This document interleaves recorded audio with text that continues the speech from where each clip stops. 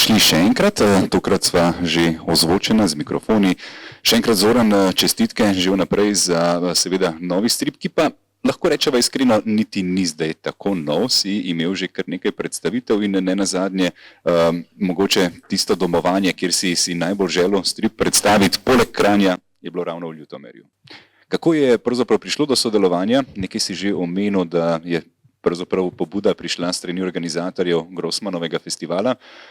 Na kakšen način se je vse skupaj začelo, odvilo? Dela?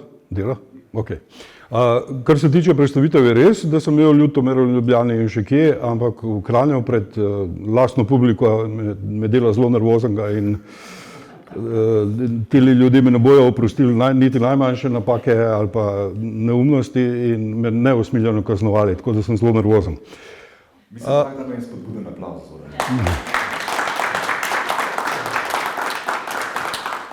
Že bolje. Taka psihoterapija je dobra. Kako se je začelo? Torej, Ljutomer, festival, Grossmanov festival v Ljutomeru, festival slabega okusa, festival groze, krvi, čudnih, rekel, to so taki ljudje, ki imajo zelo problematičen okus, ne? Ampak so pa rekli, da sem jih deloma jaz pokvaril, ko so bili oni mladi, so brali te stripe moje v mladini, Hardfuckers se pa take zadeve, ki bi mogoče naraj pozabil jaz na njih, ampak ok, sem odgovoren. In da sem jaz njih pokvaril in da so oni nekako moj produkt, ne, in zdaj so pa rekli, zdaj bi pa mi delali strip o Fritzu Langu, ker filma ne morajo.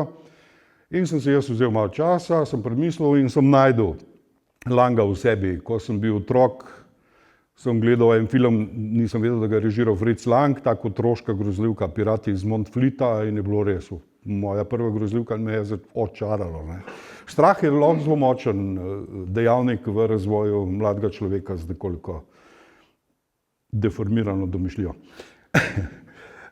Ok, drugo je bil, ko sem bil v srednji šoli, sem našel eno fotografijo v nekem filmskem časopisu, ki me je zelo fascinirala. To, ja. Skratka, tle je neka taka, to je iz filma Nibelunge, takrat sem že vedel, da je Lang, ampak nisem še premagal svojega odpora do klasičnih črno-belih nemih filmov. Ko si mlad, rabiš sodobne zadeve, ne maraš ta stara jajca gledati, kot je rekel moj kolega Tomaž Lavrič. Ampak ta slika me je fascinirala, ker je tako romantično okolje, pa ta grozna smrt, preboden je s tem šulico. In sem jo dejansko imel zrezano in nad mojo pisalno mizo kar nekaj časa, ne. To je bil tudi en razlog, da ne moreš reči ne, če te nekdo potrka na otroštvo, si pečen in kuhan, ne. In tretji razlog je bil pa seveda denar, ne. Oni so hoteli nekih 40 strani, ne, in ko sem še na začetku sem bil za to, ampak ko sem prebral vse v njemu, sem videl, da ne moreš tega življenja fantastičnega spraviti v 40 strani, ne. In sem rekel, da bi jaz to naredil na nekaj 120-130 strani in so rekli, koliko bi pa to koštalo, in ko sem jaz rekel, sem videl zaprepadene obraze. In sem rekel, ok, bomo poskušali najti še sozaložnika in smo ga našli in smo se zmenili in je ostalo tako, da je. In potem sem pa imel v bistvu eno leto, imel sem čas, ker pri vseh ostalih, zdaj od Cankarja do Plečnika, so bile neke obletnice in neke roki. Zdaj sem pa rekel, zdaj pa, če bom jaz še enkrat, me bo pobral, pri teh letih, pa pri tej kilaži in ne bom se več izpostavljal tem pritisku in sem pač delal, kakor sem delal, ne glede na obletnice, ne glede na jubileje. In po enem letu in pol je strip prišel ven, to je to. Koliko si pa vedel o Fritzu Langu in o tej zgodbi ljutomerski pred samim srečanjem z organizatorji Grossmana? Ne preveč, jaz tle moram reči, da sem malo ignoranta, pa tako, malo nekaj na pamet, ampak šele ko zagrizem v zgodbo, sem to vse odkril. Vedel sem, da je bil tam, ampak nisem pa ravno kaj. Sem pa nekje prebral v enem tvojem intervjuju, da si rekel, da pa Slovenci radi vsakega tujca, ki je bil 5 minut pri nas, glorificiramo ta njegov čas, ki ga je preživel, tudi če gre za, ne vem, recimo Nikolo Teslo, ki je v Mariboru bolj kot ne pil pa kockal, ampak se radi pohvalimo, da je bil tukaj. Pri Fritzu Langu, prav tako, James Joyce, pa Jamesu Joyceu, seveda. Po moti je stopil iz vlaka, pa ima že skoraj spomenik. Ne? Kriv za kino v Trstu. Ja. To je, rekel, to je sindrom malih narodov, ne, ki nimajo svojih velikih pa se ustvarjalcev, pa se lovijo na drugi, ampak po drugi strani pa tle to ne velja, saj ne čist, ker je ta Karol Grossman je njega res navdušil in je res puštal, mislim, ta Ljutomer Slovenija je pustila sledove, ne, in tudi na koncu sem neko dramo, neko melodramo, neko zgodbo iz tega izpeljal, ki je lahko resnična, lahko pa ni. Ampak vsekakor ta posmehljiv ton, ki sem ga na začetku bral, se pol malo premislim in ga nazaj vzamem. Ne? Ker je, prvič je spregledano poglavje v Langovi biografiji, ne? Drugič pa gospod Karol Grossman, pravnik, kulturnik in pionir slovenskega filma, je vsekakor odigral pomembno vlogo, kar se vidi po biografiji. Ne? Lang je bil slikar, odšel je kot filmar. Ne? Tako da v tem primeru ta kompleks majhnih narodov, ki lovijo preko svetovne zvezde in se kitijo z njimi, ne velja. Ja, mene je v bistvu to najbolj presenetilo, da on dejansko, ko je prišel v Ljutomer, najbrž niti v življenju ni vedel, kako se kamera drži oziroma kako se pišejo filmski scenariji, bil je čist v drugi umetnosti, odšel je pa spremenjen. Ja.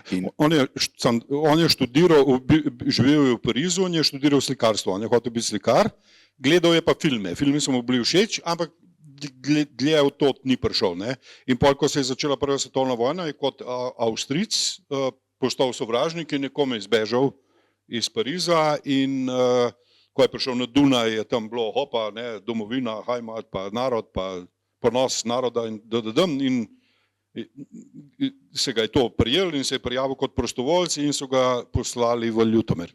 Je pa res, da v bistvu najbrž si mogel seveda pri samem delanju stripa, pri ustvarjanju scenarija prebrati en kup enih zgodovinskih knjig. Ljutomer, kot si omenil že spodaj, je bil omenjen šele v eni zadnjih knjig, pa še tam v bistvu ni bilo ravno neke jasne konotacije. Zakaj se ti zdi, kaj je ta skrivnost, toliko da mečkaj napeljeva tudi na to melodramo, ki si jo hotel izpostaviti? Zakaj je mogoče, vsaj v tvojem scenariju, Fritz Lang ni ravno se želel pretirano spominjati teh dni v Ljutomerju?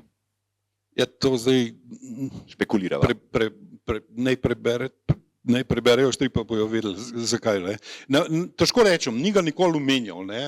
Obstaja pa, to je pa res, obstaja pa 6 dnevnikov, ki jih je pisal torej po tem Ljutomeru v bolnici, ki so bili najprej dnevniki, potem je pa pisal noter scenarije za filme. In v teh 6 zvezkih črnih obstaja, citiram zdaj iz neke knjige, večjih knjig, obstajajo intimni in izpovedni informacije ali podatki v tem ljutomerskem obdobju oziroma v bivanju v Ljutomeru od velikega režiserja. Tako da tle sem jaz takoj zavohal zgodbo in nekaj, kar bi se lahko, kar bi bila lahko rdeča nit skozi cel ta strip. Zdaj, zakaj se ti je zdel Fritz Lang en tak lik, ki enostavno potrebuje ali strip ali film? Bil je, večkrat si omenil, da z njim ne bi rad pil kave, je pa idealen za literarnega junaka. Ja, seveda, ljudje, on je bil megaloman, ženskar, tudi ženomrzec, lažnivec, režiral bi cel svet, če bi lahko, vsekakor je bil človek, ki je zanimiv za obdelavo, ni pa tak prijazen človek, ki sva ti pa jaz lepo vzgojena in ne bi bil torej z njim skupaj, mislim, ne bi gojil nekih prijateljskih čustev, ampak kot ustvarjalec je pa fantastičen. Ko so me vprašali, a bi naredil strip o Karolu Grossmanu, ne bi. Zakaj? Priden mož in očka, družinski, delal za socialno, delal za okolje, delal kot odvetnik pro bono za tiste, ki si niso mogli privoščiti, odpiral je razne ustanove, označuje zgodovino svojega kraja, ne. Kaj češ, nobene drame ni, dolg čas, ne, rabiš barabe, ne. Barabe so zanimive. Ja, dejansko moraš biti baraba, da si lahko zaslužiš tri, bi razumel iz tega. To hočeš reči, da sem jaz baraba? Ja, nič nisem rekel. Ne.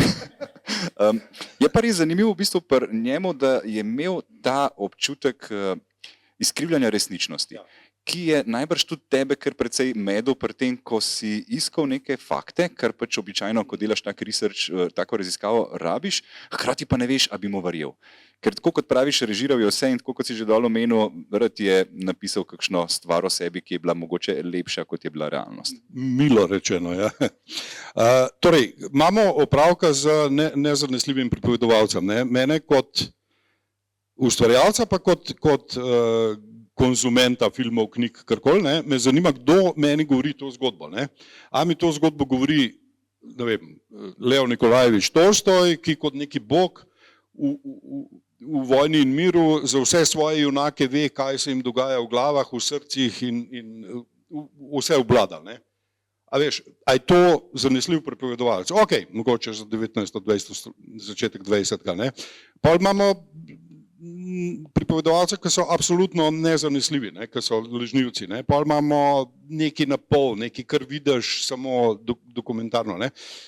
To je vedno zanimivo vprašanje, kdo nam to zgodbo govori in ali mu gre verjeti. Ne? In jaz zdaj pri Langu že na začetku povemo, da to ni ravno človek, ki zbuja zaupanje in mu ne verjamemo, ne? Ampak zato pa imamo pol te njegove sopotnike. Ne? In ko se ta dva v tem mojem fantazijskem svetu, torej njegov fan, njegov oboževalec in Lang se sprehajata po ulicah Ljutomera, omenita tega in tega, ženo, bivšo, ljubice, Marlene Dietrich, znane režiserje, znane producente hollywoodske. In ko omeniš ime od nekoga, se takrat pojavi. Ne razlagam, kako pride do tega, ne? Ampak povej Tonica Hunek in Tonica Hunek pride, ne? Ni problem. In to je neka realnost in ni zdaj stvar samo, da se pojavi, ampak je stvar, kaj pove. Ne? In večina teh najpomembnejših likov iz Langovega življenja njega demantira. Ne? Ni bilo čistko, ni bilo tako je bilo. Ne? In zdaj bralcu prepuščamo, ne? Ali verjame Langovi zgodbi, ali verjame zgodbi od tega pač protagonista. Ne? Zanimivo, ko pa se že navadimo na to, da je Lang en lažnivec in manipulator, pa pride do nekaterih, ki pa rečejo, da je pa Lang bil res čudovit človek in da je veliko dobrih stvari povedal. Ne? Tako da smo malo zmedeni na koncu. Ne? Ampak vsekakor imamo opravka s človekom, ki je tako kot svoje filme pikolovsko režiral tudi svoje življenje. V bistvu se pa tudi srečuje s ljudmi, ki konec koncev mogoče niti ne bi bili možni v njegovem času. Ne? Kako si nekako tukaj s samim časom se poigraval? Ker se mi zdi zanimivo, da si v prejšnjih 3 avtobiografskih stripih pravzaprav nekako sledil tej kronologiji rojstvo, življenje, smrt. Tukaj si pa nekako ves čas skakal in tudi te sodobniki oziroma pripovedovalci, ki skačejo v zgodbo, skačejo iz različnih časovnih kontekstov. Ti je bilo pomembno, da tukaj čas postane ena čist nepomembna prvina, da se bralcu v bistvu ne ukvarja kaj pretirano s tem? Da doda to mističnost. Dobro vprašanje. Ti je bilo pomembno, da čas postane nepomemben.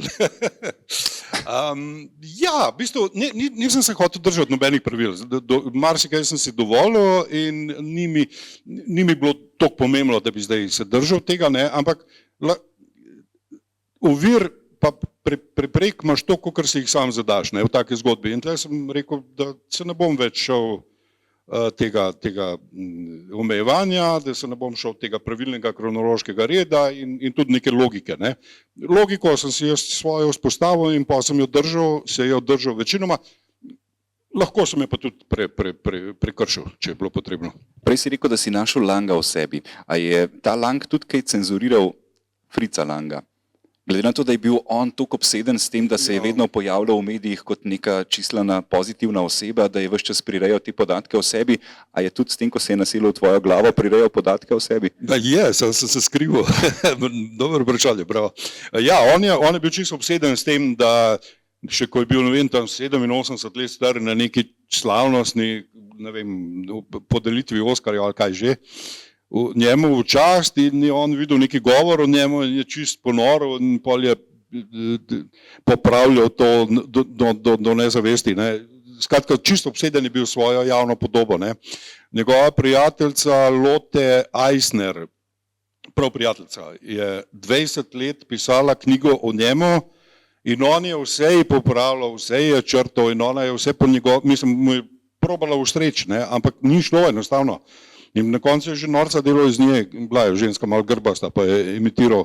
In šele ko je po 20 letih, ko je umrl, je ona upala izdati to knjigo. To je ena najbolj referenčnih knjig, izvrstno napisana, dobro, ampak ta njegov duh nadzora je bil strašen. Ne? In tudi jaz sem tako se počutil dosti malo nelagodno, ne? Češ, kaj pa ti zdaj tle, da mi gleda, ne? Z ramenom, ne?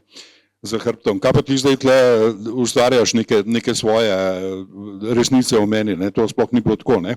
Tako da sem ga sicer odrinil, ne? Ampak moram pa reči, da mali je, če si z nekom toliko časa blizu, pa toliko časa preživiš, ne moreš reči, zdaj ga pa ni. Ne? Mali je potrkal tle, ne? In je bilo včasih malo neprijetno, ne? Ampak sem ga odstranil. Je pa imel rad stripe, zanimivo.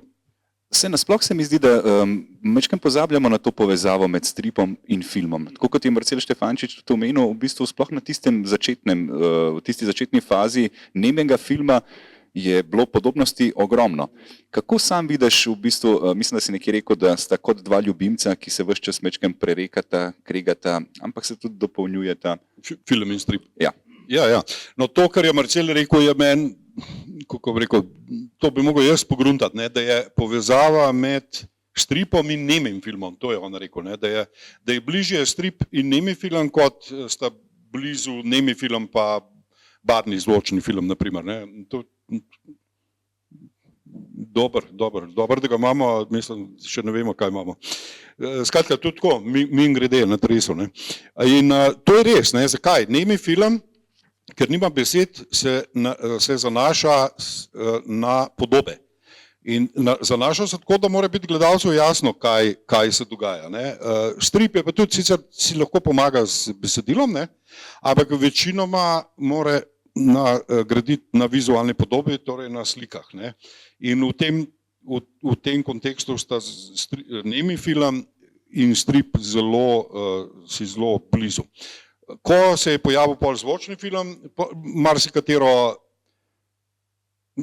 scenaristično ali pa situacijsko situacijo je lahko rešil film z dialogom. Ne? Strip je pa tudi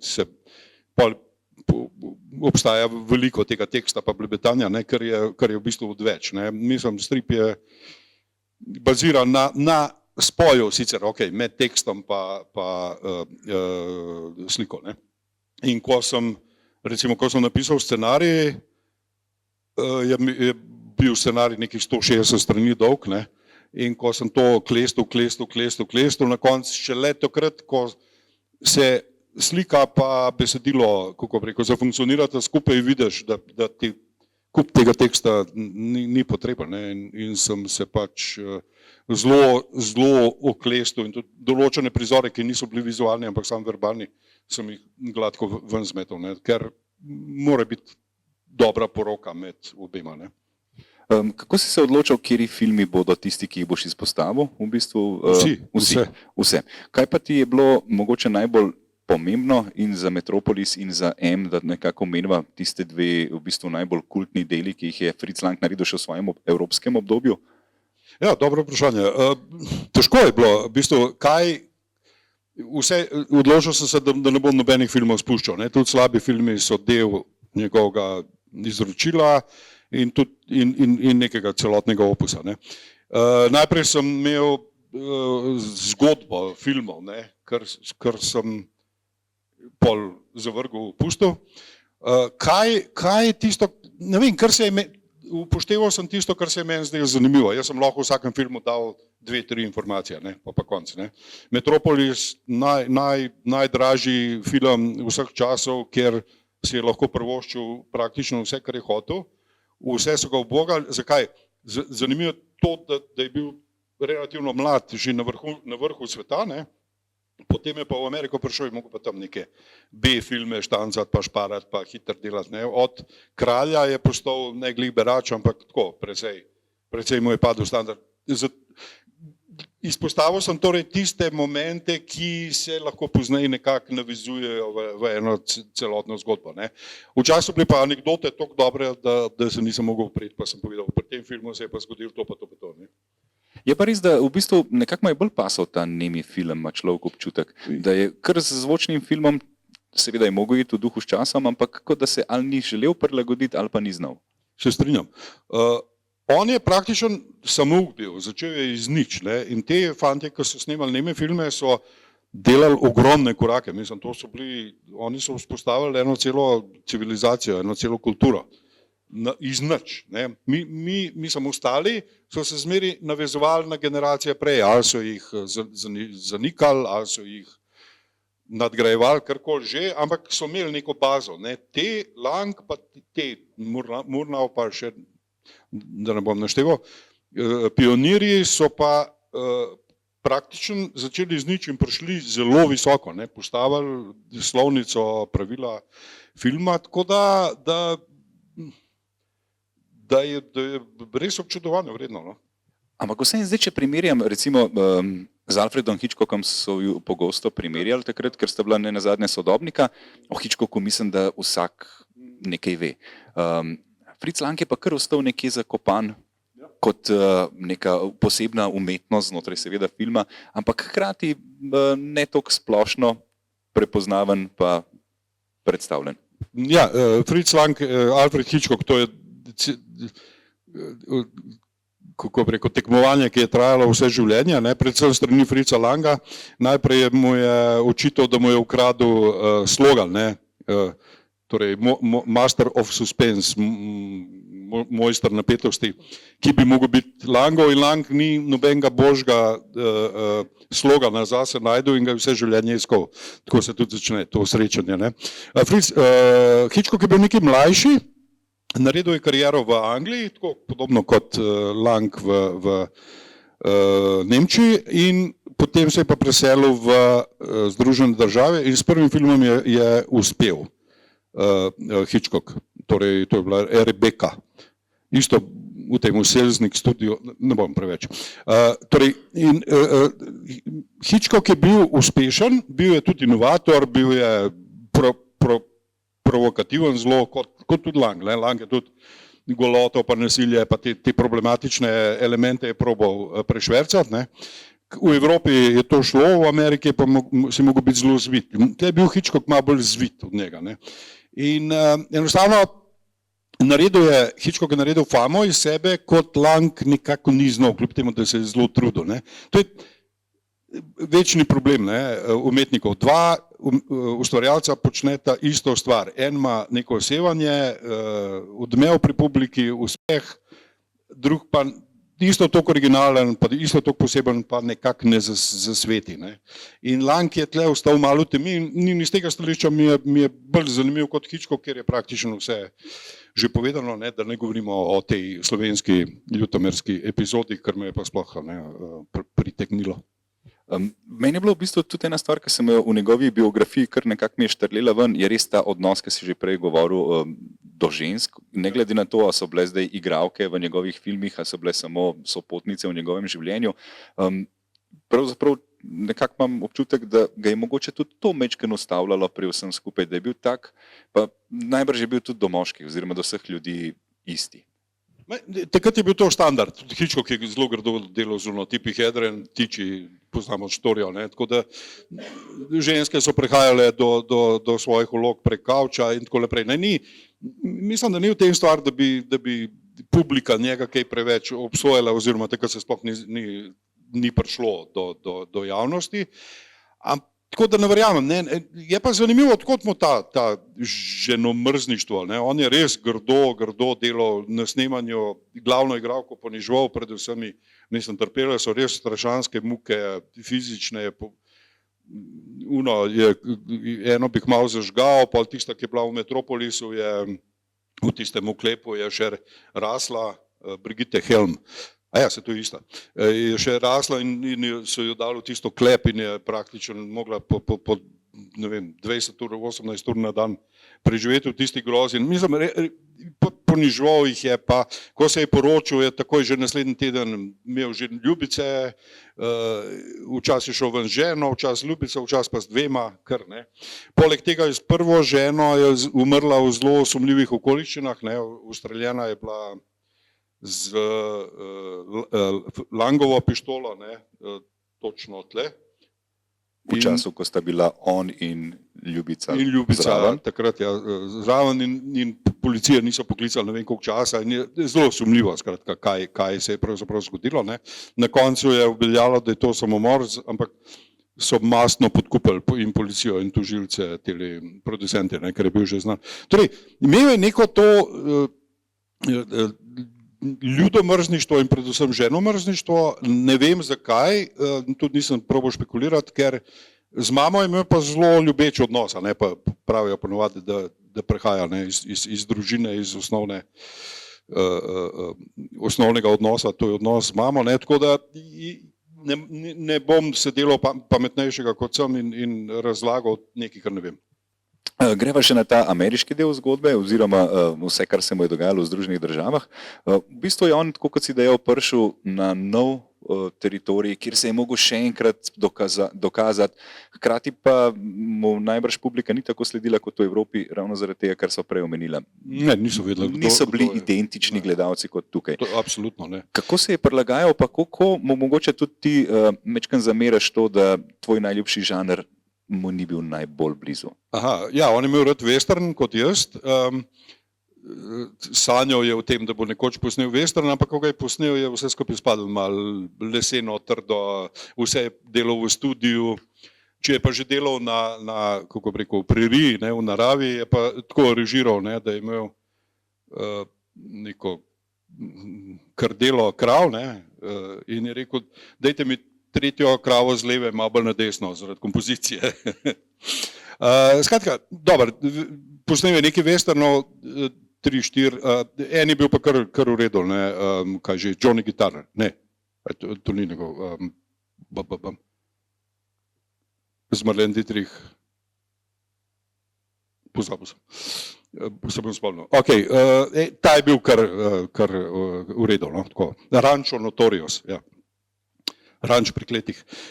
Ta je imel tako evropske elemente, sicer komoren zaprt, ne, skoraj brez narave, ampak kar je sestavni del westerna, ampak film je bil vsekakor zanimiv, velja za kultno klasiko.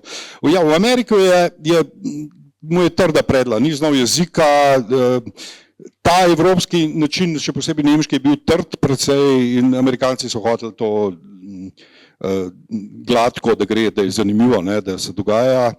Potem oni mu zmeri neke, prej mu ti junake neke znanstvenike, nadljudi, take posebne že bogate, ne.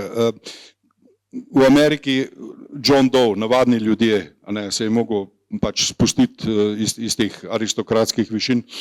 In predvsem način dela, ne, režiser ni bil tako pomemben kot v Evropi. V Evropi je režiser kralj, tukaj je režiser, pride po študiju, po producentu, po filmskih zvezdah, šele potem je režiser tisti, ki je pomemben. V Ameriki nihče ne hodi gledati filme zaradi režiserja. Kako si pa imel v bistvu priložnost narediti eno izmed pionirskih del pravzaprav Fritzu Langu, ker nekih filmov, dokumentarcev, tudi stripov skoraj da ni oziroma ni? So, stripa sta dva, en je francoski, kjer je sam do leta 1933, torej ko je on pred fašizmom zbežal v Združene države, pa neki drugi podarki so tam, tako da je čist druga vaja. En je pa tako zelo fantazijski, zelo tako ohlapno, se pa ukvarja s filmi, ne pa z njegovim življenjem. Tako da, mislim, je pa knjige pa ogromno, ne, filmov, nekaj dokumentarcev je, knjige pa čez to, ne. Naj poudarim, od tega je ena ključnih knjig slovenska, da ni to, da ne bo izpadlo, da je zraslo na mojem ozirniku.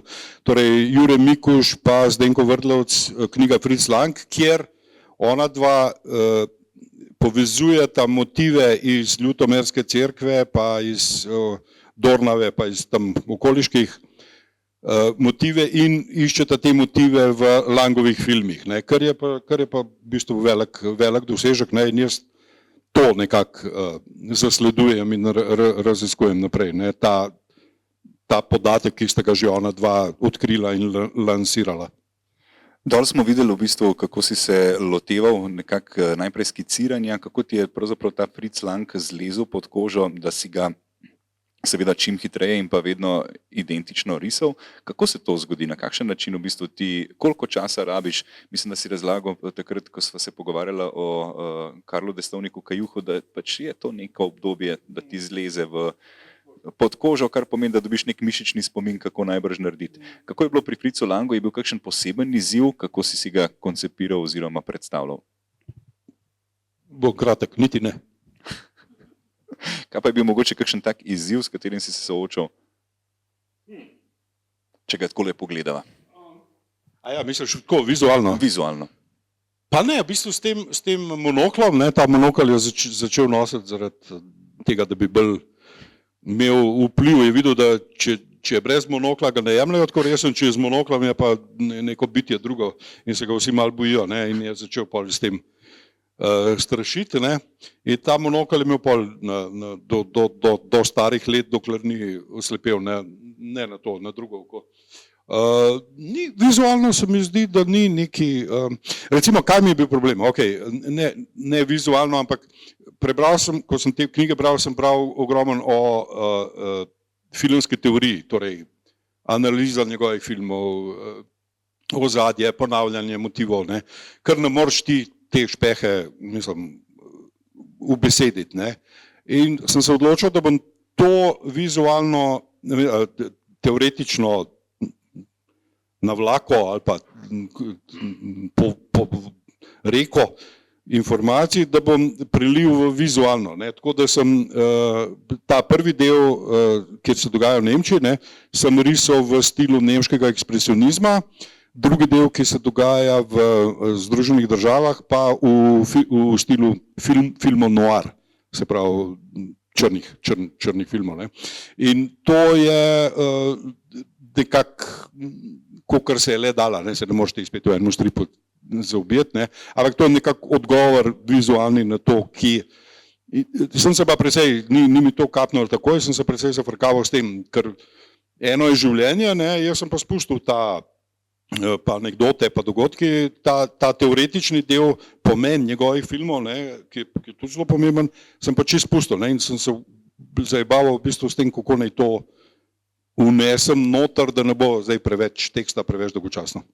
Dva detajla sem hotel še izpostaviti. Eno je to, kar si že dol omenil, da je šlo blazno veliko črne barve. Kaj je v bistvu, kakšen koncept si imel odzadaj in koliko hitro si se začel zavedati, da klele bo pa res tole precej črno vse skupaj izgledalo. Ampak enostavno, če je človek znan po svoji mračnosti, mrakobi, najbrž teh nekaj bele ni. In sem kot Gorenc šel s težkim srcem v trgovino in kupil kup flomastrov in črnega tuša in to je, mi je žal, ker nisem vse skupaj, sem sprot stran metal, ne, ampak je res ogromno, ne, mislim, da 5-krat, 6-krat več, ne.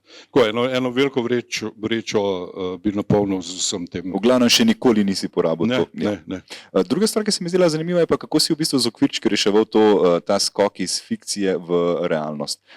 Okvirčki, če bomo pozorni, niso vsi enaki. A misliš te okvirčke? Mislim na tekstovne okvirčke. Daš malo naprej. Aha, tekstovne.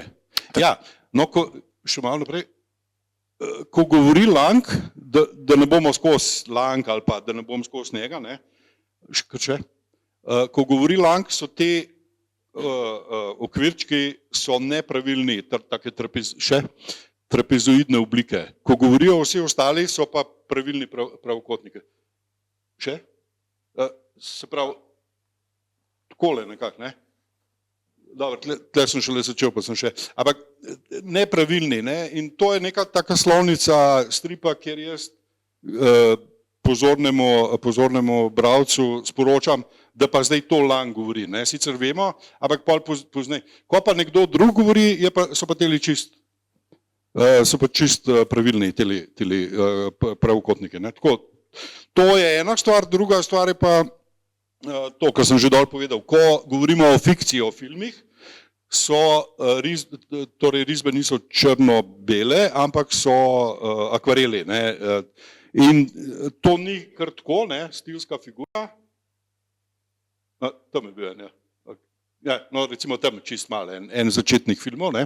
Ampak to ni samo stilska figura, ampak pri tej razrešitvi na koncu naredim spet v tej akvarelni in bralcu sporočam, da je to, kdor bo se sprašoval, je to res ali ne, pa kdor bo pozorno bral, mu sporočam skozi to slovnico stripa, a je to fikcija, a je to resničnost, ne. No, tam je tudi ta, ne. Torej držim se teh nekih osnovnih pravil, ki pač veljajo skozi cel strip in niso sam za lepš videti, ampak ima neko funkcijo v zgodbi, to je point. To ti je tudi omogočilo, ker si precej skakal iz te realnosti v bistvu v neko magičnost, v fikcijo, lažje prehode. Da se znajdemo, kje pa kaj je, pa tako naprej. Okay. Super. Jaz mislim, da še ena stvar, ki mi je bila zanimiva, preden damo tudi publiki priložnost za vprašanje, je, kako sam zdaj dojemaš sam žanr v bistvu avtobiografskega stripa. Nekako si zdaj že kar mojster v tem žanru, ampak v bistvu gre za nekako revitalizacijo vsega tega, da je veliko enega folka, ki so dobili končno svojo pravo biografijo v stripu.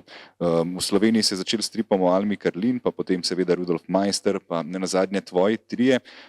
Zakaj se ti zdi, da je to en tak žanr, ki si zasluži pozornost? Mogoče recimo na primeru Grossmana.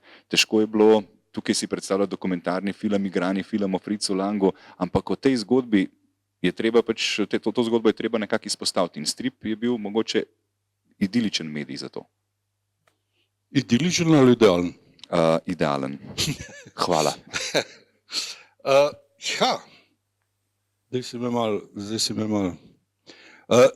Težko rečem, občutek je, da recimo, ko sem Cankarja delal, ne, da je ta Cankar bil, mene je zamoril, generacije so zamorili z njim, enostavno v teh formativnih letih, a ne, enostavno ni bil ta prav pristop, ne.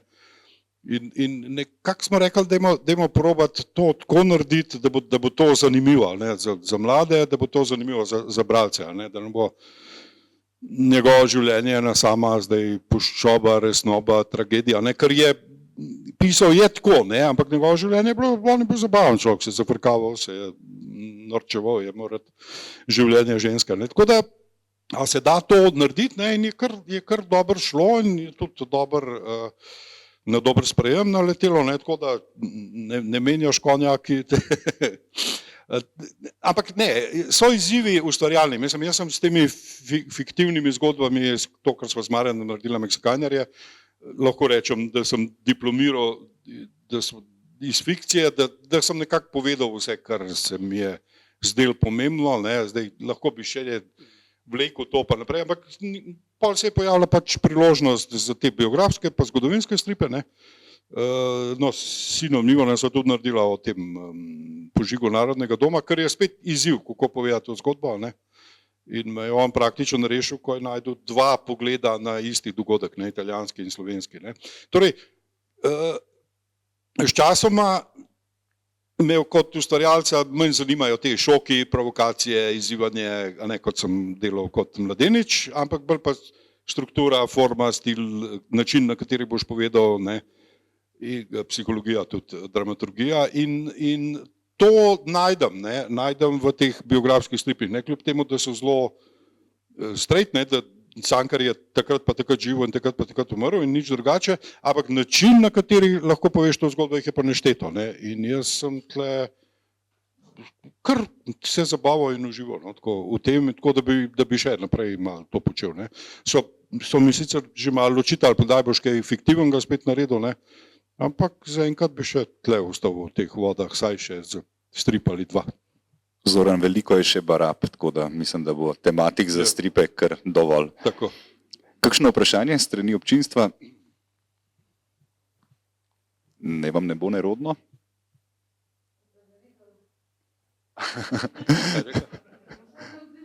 A ja, joj, k sreči se snema, tako da vas boste lahko pogledali. Imate kakšno vprašanje, če bo? Ti kar vprašaš, najboljše vprašanje so taka, če nimaš pojma, kaj sprašuješ. Bova rekla, to smo pa že povedali. Mogoče lahko še rečeva, kar se tiče samega sprejema, v bistvu stripa, rekel si to, se pravi, da je bilo že nekaj predstavitev pri nas. Kako lahko ta strip poskušaš plasirati tudi v Berlin pa v Hollywood? Ja, nismo zdaj nič še delali na tem, je vsekakor primeren, neki pogovori so že, nič še ni se realiziralo, ampak v vsakem primeru, mislim, da saj za Avstrijo, ki imam že stalnega založnika, bi bil zanimiv, pa še kakšno, no, upajmo, da bo še kaj šlo. Ne? Jaz verjamem, da filmskih navdušencev, ki v bistvu ne poznajo te zgodbe o Fritzu Langu, je ogromno, hkrati pa še, če daš v tak kontekst, pa povežeš vse te tri kraje, mogoče bo kdo vprašal, kaj ima ta Ljutomer zraven, pa bomo potem seveda z veseljem povedali, kaj ima. Upajmo. Počasi boste imeli zadnjo priložnost za vprašanje.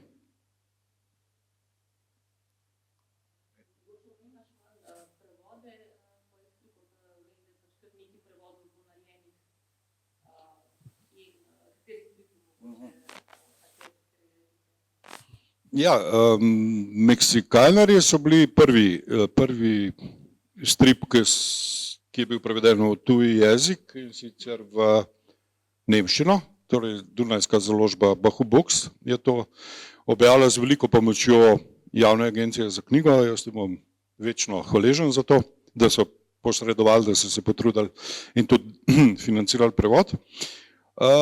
Zadnji prevod je bil pa ta isti Meksikanarji so bili v srbščino in sem bil zdaj na sejmu knjig.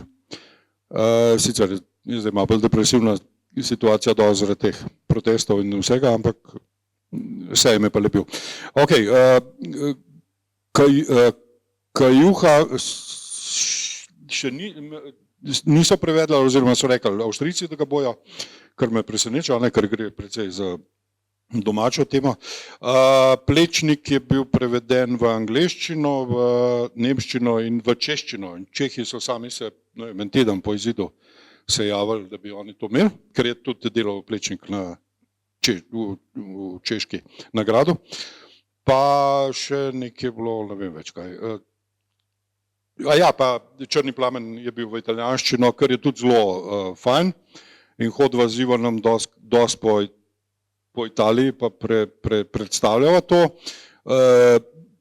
s tem, da prihaja dobronamerna publika, pretežno levi, ne prihajajo kakšni fašisti na te naše predstavitve, ampak imamo takega agilnega, zagnanega italijanskega založnika, ki še, ne vem, 3-4 let, mislim, ne vem koliko, 5 let že po izidu, oziroma 4 italijanskem, organizira to in moram reči, da je zanimivo, da ne greš v Italijo kot turist, ampak da jim nekaj poveš in poslušajo in ne vejo teh zadev. Ne.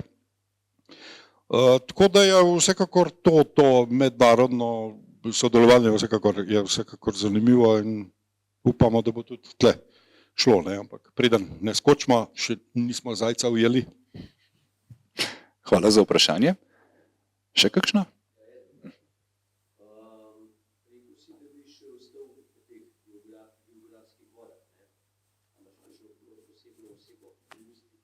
Imam. Če sem se nekaj, ne bom povedal, pa nesreča, zdaj pa kar povem pa to. Moj priljubljen režiser Sam Peckinpah, ki me je, rekel, veliko lepih trenutkov podaril kot mladeniču, tudi kot ustvarjalcu sem se dosti učil od njega. Ne. Seveda je neznosen karakter, ne. Najbrž je imel bipolarno motnjo, pa ni bila diagnosticirana. Ne. Mislim, ta je bil še bolj grozen od tega. Ne. Posnel je nekaj takih zelo lepih, elegičnih filmov, med njimi Divjo bando, mogoče najbolj pomembna pa Slamnati psi. No, posnel je pa film Železni križec spet v Sloveniji. Ne. Imamo spet to, kako bi rekel, slovensko navezo, ker jaz, kakorkoli obrneš, kljub temu, da imam rad ameriški film, pa westerne pa to, ampak ne maram pa govoriti o stvarih, ki jih ne poznam. Ne. Tako da sem, kar se ustvarjanja tiče, precejšen zapečkar in če najdem Ljutomer ali pa če najdem Pekinpo, da je preživel nekaj mesecev tle pa posnel film v Sloveniji pa Hrvaški, ne, je to zadosti dober motiv, da se to. Zdaj pa način, na katerega bom to povedal, pa zdaj iščem tele preživele še po Jugoslaviji, pa zbiram informacije, preden ne umrejo. Boš tudi scenarist? Da. Ja. Hvala za vprašanje. Še kakšno? Okay, zdaj vemo, kaj bo v bistvu naslednja tema oziroma naslednji pogovor, o kom. Če se mi prej ne bo iztekel rok trajanja. Nikakor. Veš, koliko je še bara, Zoran, res moramo to vse oddelati. Jaz sem že star, jaz nisem tako mlad kot ti. Hvala za kompliment še enkrat. In pa tudi v bistvu hvala za tole priložnost, da smo danes lahko predstavili strip, da bo seveda razstava odprta še, jaz mislim, da vsaj en mesec, tako da če si jo danes slučajno ne boste uspeli pogledati oziroma če bi še koga navdušili nad njo, ga z veseljem povabite, tukaj le v pritličje mestne knjižnice. Drugače pa še enkrat res lepa priložnost, da tudi povabiva k nakupu, če še nimate svojega izvoda stripa o Fritzu Langu, je danes odlična priložnost, da ga obogatite tudi z takim posebnim Zoranovim avtogramom in pa posvetilom. Risbico. Tako. Najlepša hvala še enkrat, pa jaz mislim, da en velik aplavz Zoranu za vse ustvarjeno.